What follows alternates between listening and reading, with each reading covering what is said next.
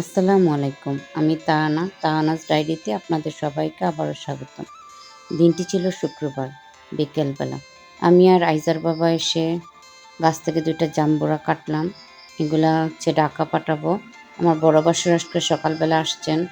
তো আইজার বাবা আর আমি মিলে যা আছে বাড়িতে তাই সংরক্ষণ করছিলাম। এই জায়গায় কলা গাছে ৩টা কলার ছড়ি আসছে, তো একটা মোটামুটি পেকেই গেছে।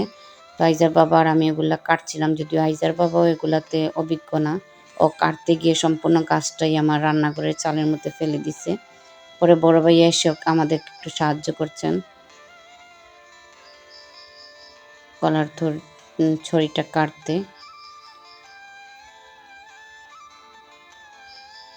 এখন দুনো ভাই মিলে এটাকে খণ্ড খণ্ড করা হচ্ছে। তো আমি ভাবলাম যেগুলো তো আর আমাদের আছে আরও ২টা ছড়ি, আমরা তো আর পাকলে বাচ্চারা খেতে পারবে, আমরাও খেতে পারবো। তো এখন যখন ভাইয়া আসছেন তাহলে ভাইয়ার সাথে দিয়ে দিতে পারবো আমার শ্বশুর শাশুড়ির জন্য। বা আমাদের ওই জায়গায় আরও 4টা বাচ্চা আছে, আমার বড় বাসুরের, মেজ বাসুরের 2টা 2টা করে। তো এদিকে শনিবার সকাল, এটা খুব রোদ দেখে আমরা বের হইলাম একটু বেলা বোঝাবো। আমি কিছু মাটির হাঁড়ি পাতিল কিনবার জন্য।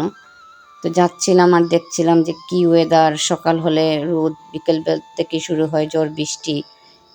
এইবার নাকি ঠান্ডাটা খুব বেশি পড়বে, সবাই এগুলোই বলাবলি করছে। যদি এমনিতেই নরসিংদীতে আল্লাহর রহমতে অনেক বেশি ঠান্ডা পড়ে।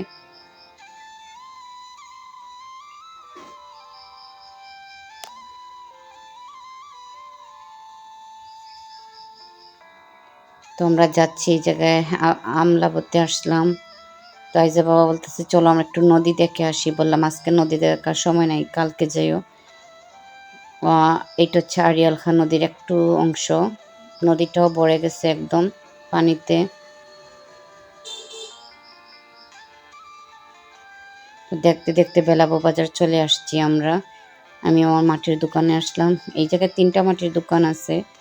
তো আমি দেখছিলাম কোনগুলা নেওয়া যায়। এই পাতিলটা অনেক সুন্দর ছিল। বাসায় এসে ভিডিও দেখে বারবার আফসোস করছিলাম কেন নিলাম না। এটা নাকি মাটির শানকি বলে ওরা। তো এটাতে ভাত খাওয়া যায়। নেইনি আমি আসলে। আইজার বাবা বলতেছিল একসাথে এতগুলা জিনিস নিও না, বাচ্চারা সঙ্গে ভেঙে যাবে এতগুলা জিনিস নিলে।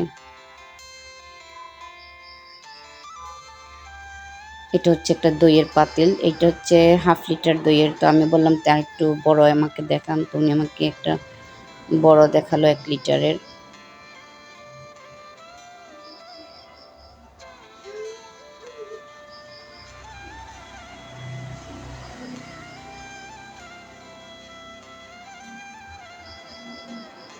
তো এটা ছিল 1 লিটারের। তো উনি আমাকে একটা, এটা রেখে আবার ফ্রেশ একটা দিয়ে দিলেন। এটা আসলে বৃষ্টির জন্য কাউকে কিছু বলা যায় না যে এগুলো নষ্ট হয়ে যাচ্ছে মাটির জিনিস। আমরা তো আর বুঝতেই পারি গ্রামে যারা আছি যে বৃষ্টিতে আমাদের কী কী ক্ষতি হচ্ছে।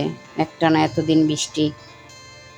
তো এই যে কত সুন্দর হাঁড়ি পাতিলগুলো কেমন সাদা সাদা হয়ে গেছে। এগুলা হচ্ছে রুটি ছেঁকার তাওয়া, আবার চিতই পিঠাও করা যায়। তো আমি একটা নিয়ে আসছি।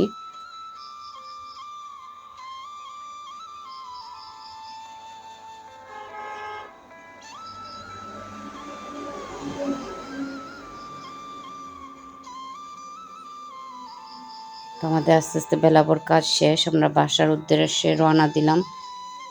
দোকান থেকে বের হয়ে দেখি কি সুন্দর দিন ছিল, এখন কি সুন্দর হইছে। মনে হচ্ছে যে এই মুহূর্তে বৃষ্টি চলে আসবে।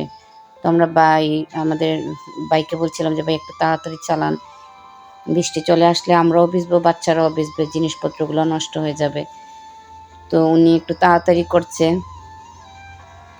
যদিও ঘরে এসে বেশিক্ষণ অপেক্ষা করতে হয়নি বৃষ্টির জন্য, 10-15 মিনিটের ভিতরেই উনি চলে আসছেন। একদম বৃষ্টি মানে কি, সাথে সাথে পানি জমে যায় সব বাড়িতে। আমাদের বাড়িতে বেশি পানি জমে, কারণ বাউন্ডারির কোনো পাশেই পানি কাটার কোনো রাস্তা নাই, এর জন্য পানিটা জমে যায়, গাছপালাগুলো নষ্ট হয়ে গেল। তো এই তো বৃষ্টি হচ্ছে। তো বৃষ্টি শেষ হওয়ার পর আমি আমার বাইরে রান্নাঘরে গেলাম। এগুলো তো আরও নোংরা হয়ে গেছে, জায়গাটা একদম স্যাঁতসেঁতে। তো ওই জায়গায় নিয়ে রাখছি মাটির এগুলা, কারণ এগুলো তো আবার প্রসেস করতে হবে। তো আমি 2টা রান্নার পাতিল নিয়ে আসছি। মাশাআল্লাহ আমার কাছে অনেক সুন্দর লাগছে এগুলা, কারণ আমার কাছে তো এগুলো প্রথমই, তাই আমার খুব ভালো লাগছে। আর নিয়েছিলাম ওই যে বললাম রুটির তাওয়া আর একটা দইয়ের পাতিল।